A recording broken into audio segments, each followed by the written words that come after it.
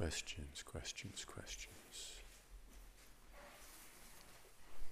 What would you like to go into more? All questions are fair game.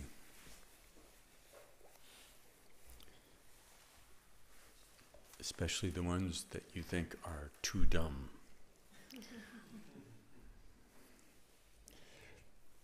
Those are frequently the best. Or actually, they're so advanced that I can't touch them. I've literally had that. People ask, well, this is a really dumb question, so basic. And there's that. Not at all.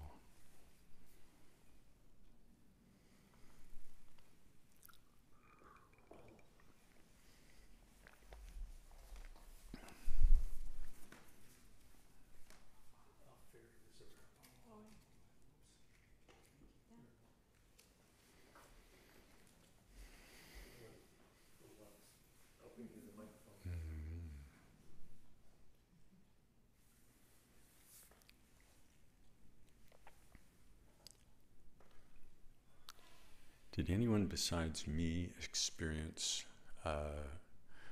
something different with having our solar time yanked out from underneath us? It's not a big time change, but I just realized that I am so used to showing up at a certain spot in the day for meditation, and it's actually kind of an interesting experiment. I'm so used to coming on Sunday morning at 9 o'clock, Sunday evening at 6:30, and then to just move it over to the side a little bit. Actually, it feels different. Which is actually, I won't make some big case out of how it's some great confirmation, but there is actually, there are some things in the teachings about how the things that you do on a real regular basis in your practice actually go to cut a groove. They create a groove so that your mind does tend to gravitate back to that. And it said even that this is actually very helpful at the time of death. Because at that point, you can't quite manage the energy to kind of run your life according to the way that you would like to. So things unfold, and things unfold according to all the causes and conditions that have come before. And if one of those is actually a very regular pattern of meditation, then that's actually something that will create opportunities, create openings in that.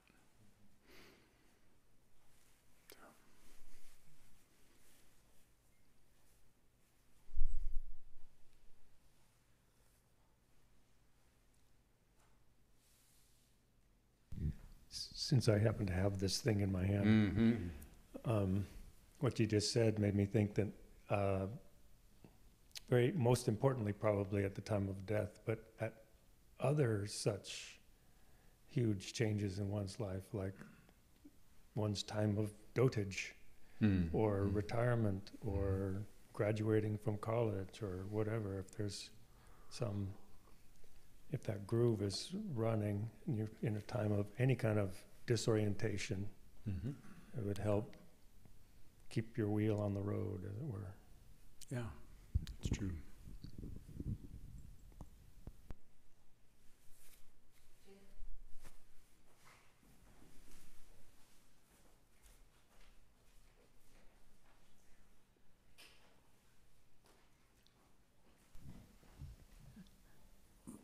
But to be a little bit of a devil's advocate, it also seems useful for us to not be so fixed in a pattern that not having the pattern throws us off. Why is that contrary?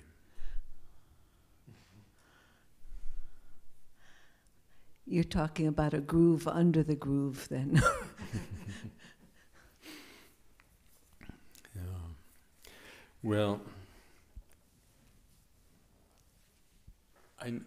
if I had to choose between the two horses, the one of being flexible and not tied to a pattern, and the groove of having a pattern, I would personally bet on having a pattern as being more reliable for me. A good pattern. Yeah, good pattern. It's just habits are how we get ourselves into trouble. They're also how we get ourselves out of trouble.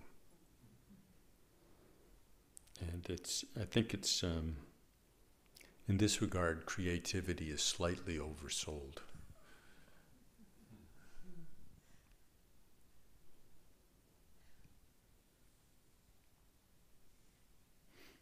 There's definitely a relationship, though. I like to think of formal practices like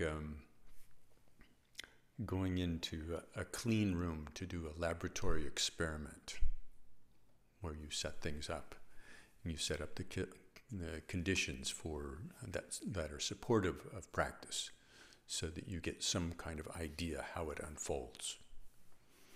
And then you create some kind of momentum in that direction, a momentum towards wakefulness, a momentum towards loving kindness. And then out on the road, you have something to draw on. And then it is important to be creative and flexible, but there's a relationship. It's hard to do it out in life without having some kind of formal effort.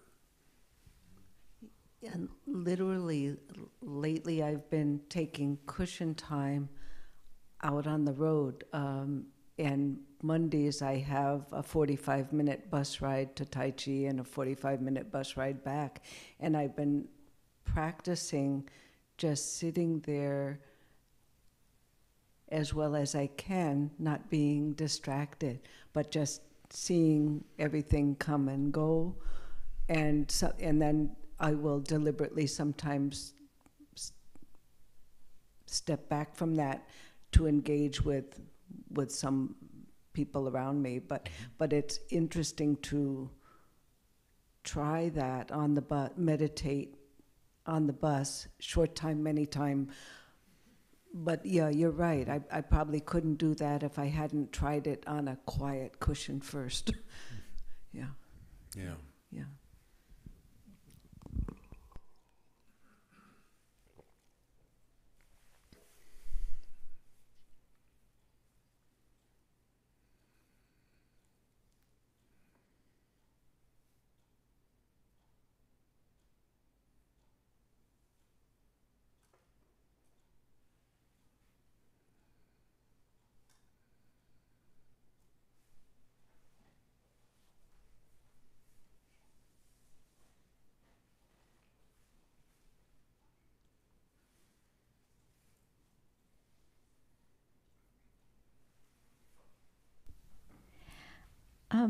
I find I have a lot of resistance towards doing the same thing every day at the same time. But yet I would really like to have that kind of habit. It would just make things easier. It's like brushing my teeth or something. I don't have resistance to brushing my teeth, but I do have resistance to sitting on that cushion first thing every morning, which is when I would like to do it. So, because I find that when I put it off, it often just gets... It's off. Off, yeah. So can you give any tips or address that in any way?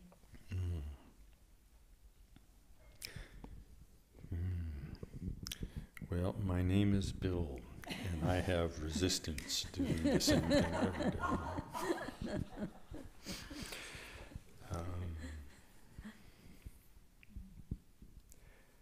The first thing that actually came to my mind was a story that either Ken MacLeod told or somebody told about an instruction that Ken gave to someone who had this kind of really, perhaps even stronger resistance.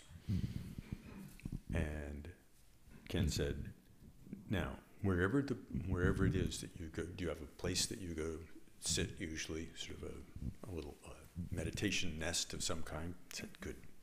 So you just go there and you stand there, and there, you don't sit, but you just stand there until you know exactly why you're not sitting.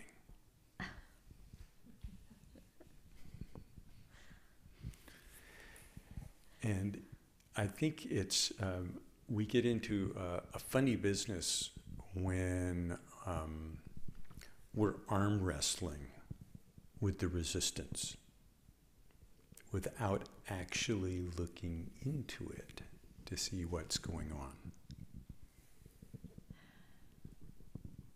Then it's just, you better. No, I don't want to. Yeah, you better. No, I don't want to. And I don't want to, just want to. Oof, off I go. So I think that's actually a really key thing, is to really look really carefully to see what's going on with that. It's also important to be really clear what the downsides are of not practicing, and what the upside potential is. And I know you've been at this long enough so that you probably do have something to draw on in terms of the upside. So you need to kind of put that front and center and appreciate that. And then just remember, we're all going to die soon, and it's getting sooner. And there's no way to varnish it any other way. So contemplating the four thoughts that turn the mind, to really have some appreciation for what the downside is. The lost opportunity. If nothing else, just the lost opportunity. And within that, then, I think it's also important to investigate your own practice enough so that you actually understand where your inspiration really comes from, so that you connect with that. So you're not, and if you connect with that, then there's still the resistance. There's all the interesting explorations of exactly how does that habitual pattern run, what's going on. But still, if we actually explore what is inspiring, that will start to become its own engine for something happening. And whether it's regular practice or just coming to a kind of a wakefulness that matches that particular, whatever the groove is, whatever that character of that inspiration is, wherever that where you know there's actually, that's where the dessert is. That's where they hid the dessert. I'm not going to eat my vegetables first. I'm going for the dessert. So to remembering that part of it, remembering where the potential is, and it can be helpful to talk with others about it as well. But I'm definitely amongst those that resist doing the same thing at the same time. It's hard. Anybody else has? Oh, I wanted to know if you had anything. No, I just had the idea. There's probably a lot of people here who Yeah. I would think have you're all something alone. to say to Yeah, this. I think you're all alone in this.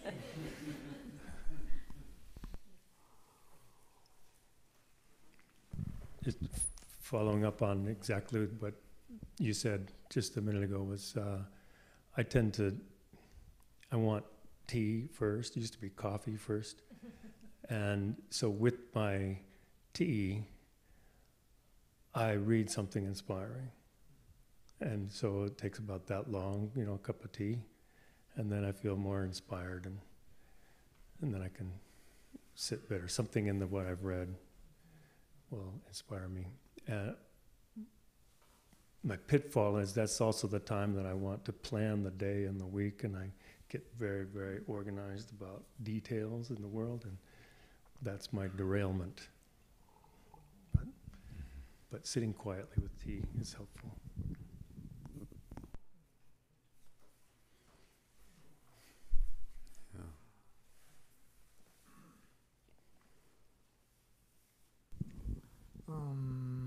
Two things. One, getting support, that we don't have to do this alone. And Zopa and I, many, many years ago, sat on our own practices. But we found it helpful to call each other up over the telephone at a certain time during the day and make a commitment to sit on the telephone, set our intention, meditate for 20 minutes, and then dedicate it for the benefit of all beings. We did that for a number of years before she moved to Sharvasti Abbey, the Turkey, where she's at now. But I'm glad she did that, actually, of course. But then Louisa and I started for like the last 10 years, every Monday, Wednesday, and Friday morning, except she just came back from Europe and has been gone now for like 3 weeks. But outside of her shenanigans of traveling around the world, we typically do that, and that's a great meditation. 6:30, because we're morning people, 6:30 Monday, Wednesday, and Friday mornings, and it's a great connection to have support of the Sangha doing this. We check in, and we see how crazy our minds can be and how the world is or is not going our way, and our feelings about it, and then we just practice and dedicate it. So that's been very helpful. More recently, I'm speaking of habit. I'm really, really, really grateful that, like Jeff, I have cottage cheese and fruit every morning for breakfast forever. Not the same cottage cheese and fruit, but different kind of fruits. And I sit in a chair like I'm doing now in my back bedroom, which has my meditation altar, and I always then just gradually nosh on the cottage cheese and fruit while reading a wide variety of Dharma texts. And like Jeff was saying, it's very inspirational because I get to go through and see texts that speak to the suffering in my life, in my mind, or those people around me, and they give perspective of it. I do that. And then I take, because Lama Michael going us over the Tonglen retreat, I'll read over the booklet and the different teachings I've gotten from here. Dora, you taught years ago, then a number of different things. Just reading through all these things is very inspirational. And then afterwards, I meditate. Even if Louise is not around, I typically do this before she even calls, but that's been very motivating because it keeps contemplation time. I really see the wisdom, because at least in my life, I don't know about anyone here, I've encountered a lot of suffering. People, friends, families, the world, our government, other governments, where people are troubled and confused. And I see the value of these teachings. And so for me, that has developed a habit. Now, I decided I wanted to get a body upgrade. So on November 13th, I got a total knee replacement. Woohoo, well, that's just great. But I couldn't sit in my meditation chair in the back area where my altar is. Nice knee. So I had to come up with an altar on my dining room table. But I still put an altar on my dining room table where I got to sit for, it took me a month and a half sitting at that dining room table before my leg got well enough that I could actually graduate to my back to my meditation room. And it was so wonderful to be in front of my altar again. And it really showed me the value of practice in front of something over time really helps. And so that I'm so grateful, because my mind was not always the most quiet. But I'm so grateful that every day I didn't miss Dharma practice, and that helped me sustain it even when my earth suit was not exactly doing what I want it to do. So I'm just grateful for this practice and that habit, which I could apply during a difficult challenge in my life, and make a Dharma practice, really working with my mind, the emotions that come up and practice not judging me, but just being present with it and using it as a tonglen, a compassion practice for other people, because so many other people suffer. So that's helped me in this process, and I'm very grateful for this Sangha and Lama Michael and the whole shmush. Thank you. You're welcome. Making, if it's possible to make a personal commitment to something very brief that you do every day, that actually adds up over time. That's one of the ways that we undermine our regular practice, is by making it too glorious, too good, too perfect. And in some ways, sometimes we're making it too perfect to make up for all the past imperfections. We're running 26 miles to overcome the fact that we didn't walk for the last month and a half. So it's better to find something that's really, that you can just do really kind of in a bulletproof way. And it adds up. It's very interesting how that adds up. Who else has Stan? I have a slightly different question on the same theme. Once on the cushion, ready to practice, and I have, kind of a meditation protocol, what I do first and second and so forth. And that's very satisfying when I do that. But sometimes I sit down and I can't do it. Some things are bubbling up. I might have some emotional stuff coming up, or some, some mental stuff coming up that sort of demands attention, because it's not wanting me to settle down first. It's like, I need it now. And so, I've learned to just simply go with that and be with that and just kind of let it be there, and as I've been instructed to do and so forth. And all that kind of works, but it somehow feels like something's missing then. Kind of like it's cheating or something, or no, I don't feel it's not enough? Sort of guilt. It's not a question of a guilt or an external standard. It's more a sense of it. Internally, I don't feel as grounded or as a sense of the dessert. We're talking about. It's kind of like, well, I didn't get dessert because I was kind of busy cleaning the table. Yes. No maraschino cherry. Yeah. And I'm just curious if you have any pointers on that sort of. I'm familiar with that.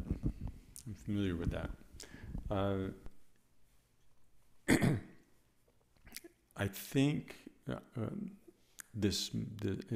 I'll throw something out, and it may or may, you'll have to test it. But that shifted when I actually started using those things that were too pressing or too engaging or too strong to just kind of allow them to settle. When I started using them more actively, not just being with them, but really using them as the basis for the practice, putting them in the center. And the more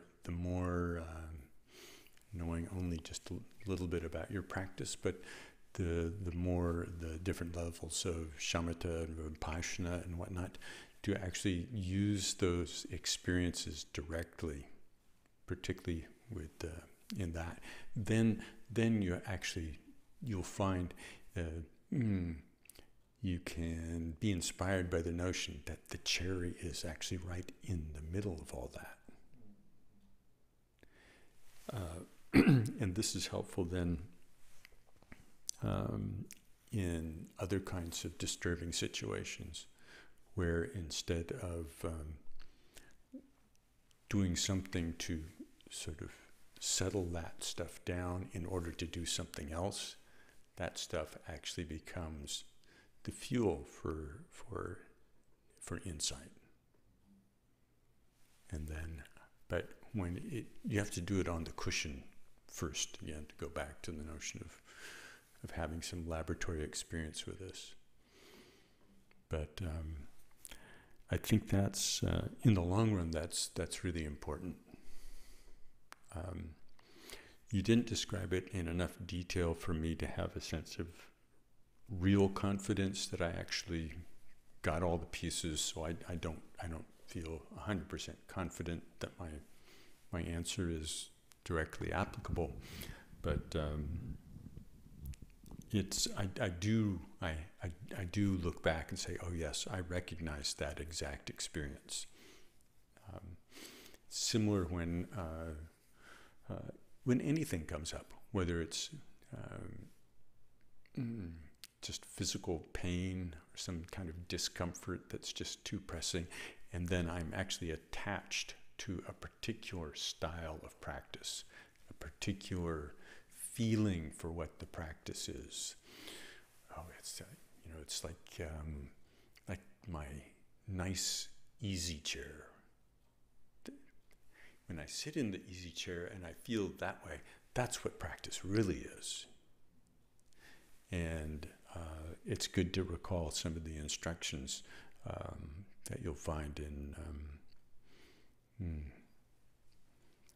some of the texts, where they say at some point you actually have to, like, you're having these really great meditative experiences. These are the things that you are actually training in order to allow the mind to settle in its way, and then these experiences arise. You actually have to you have to get rid of those damn things. And you spent all this time, trying to get the mind settled in a certain way so things could actually unfold and you could look in a certain way. But that it's worth considering the endpoint there, because from that perspective, then our easy chair relationship to this is what real practice feels like. There's something missing in that,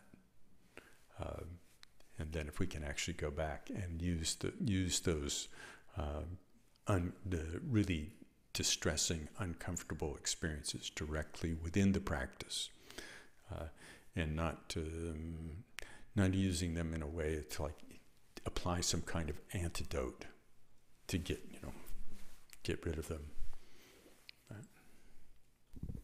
Well, yeah, that's very helpful. I admit I want to get rid of them. I'm also in that club too. But I also recognize that's not the way to really work with them. Mm-hmm. It doesn't really resolve anything. Mm-hmm. And so I want to ask more about ways of doing just what you said, Mm-hmm. taking that energy and using it and being, going right for the cherry in the middle Mm-hmm. of that. Mm-hmm. And if you have suggestions in that regard. Mm. I think that's better as an individual conversation. But there are some particular things that could be said about that. But in general, the general topic is to identify those particular aspects of how to engage with insight. There's some little moves with that to do. In the meantime, the foundation move is to actually use the sensation or the experience as the resting point for calm abiding, and to use the experience without the narrative, not the narrative piece of it. But this is one of the first pieces of insight in this regard, is to be able to see that the narrative and the other dimensions of the experience, whether it's physical sensations or just a sense of emotional, the waves, the large crashing waves, that they're not all tied together in one package. They're not. They're actually things that are arising together and in interdependent play, but they're not one thing. So that's the first step. And that's a big one, because within that we actually can find degrees of freedom within that. Just saying, oh, actually, I can pay attention to my physical sensations, and all the chatter that can whatever it can go, whatever it does, do whatever, run along now. But I'm going to pay attention to the domain of the physical sensations. So that's a classical piece along the way. But the actual moves of shifting into how do you actually engage with insight practice, that's a little bit more nuanced.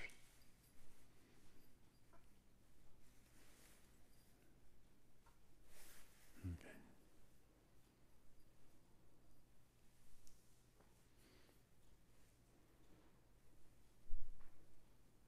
Have others had experiences how to getting back on the cushion, or another question?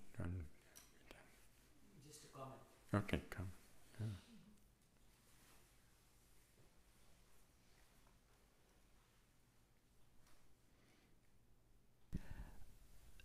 So, I mean, I have all the same problems that I hear. But the two things that I do are, firstly, there's a teaching by Shantideva where he says in The Way of the Bodhisattva, in one of the chapters, he says that if you don't get used to the small problems, then when the big one comes, there's no chance of you succeeding. Okay. So for me, it's like, it's only a matter of time before the big one comes. You wait, 4 or 5 days, I can't handle it. So when I get up in the morning and after I stretch and I do my yoga, I just hit the cushion. So that's the one thing that helps me, just the reminder that I have to do it. The second thing that I do is that I add a little bit of novelty, in the sense that I don't necessarily do the same. If I'm going to do shamatha, but I don't do the same practice. In other words, if I do mindfulness of breathing one day, then the following day I may do settling the mind in its natural state. So that change is just that little bit of spice that draws me in.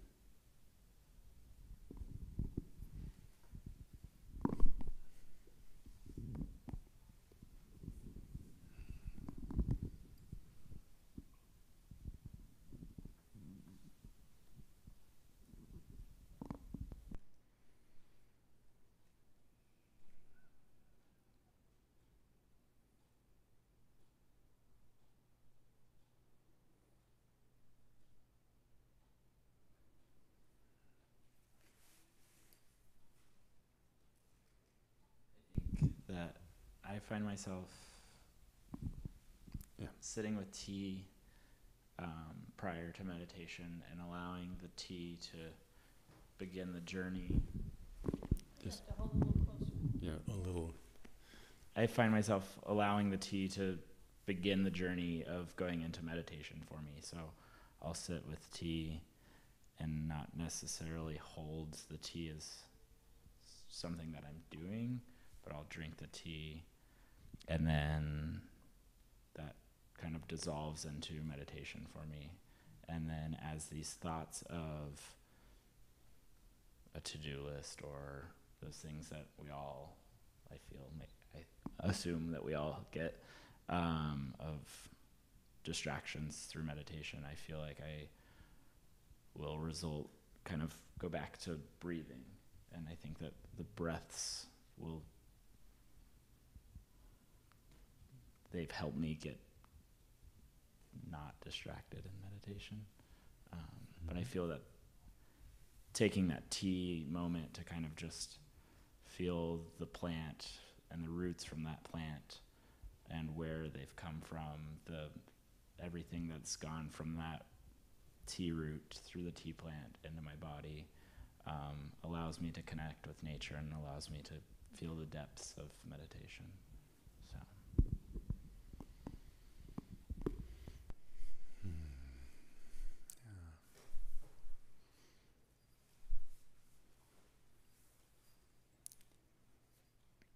In the teachings, it's and Michael and Zopa have reinforced this quite a bit over the past several years. The three wisdoms: study, contemplation, and meditation. And they're actually different moves, and they support our practice in different ways. And when you're talking about your contemplation of the tea, it's good to spend some time. We can read a lot, but if we don't actually take time, or listen to a lot of teachings, but if we don't actually take time to check in our minds on what our response is, how it informs us, really to look and to check our own experience, check our own life, then we've lost a dimension of. There's one wisdom that's not there, and then the wisdom of meditation actually arises when we leave aside the effort involved in study and absorbing information, and the activity of contemplation, but those should leave us at a point where it's clearer what we're doing, that we have some deeper clarity about how we're going to place the mind, what the practice is, what the potential of the practice is, and where in our experience we can actually look. And that's one of the main things. That's one of the things about contemplation, is it shifts things from the impersonal to the personal. And that's actually a critical piece, to be able to actually see, oh, this in my own life, this is a place I can see how this is unfolding. It's very easy to memorize things like, oh, this human life is precious because, and then you can go down the list of all the reasons it's precious, and everything's impermanent. You go down, I can memorize that. But if we don't actually, which I particularly say with the impermanence, if we don't actually go through the active process of checking to see, am I actually behaving as though I really have taken impermanence to heart? How am I actually behaving and thinking? And that requires that kind of active investigation. So.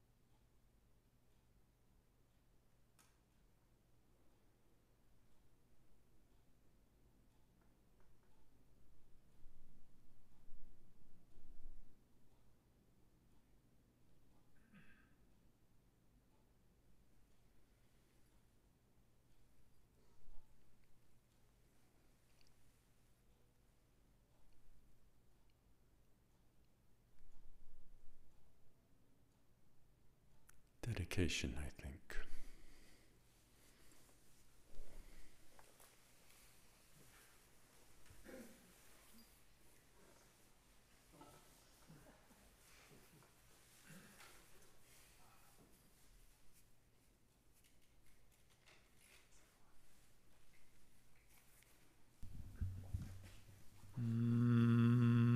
By this virtue may I quickly realize Mahamudra and establish all beings without exception in this state.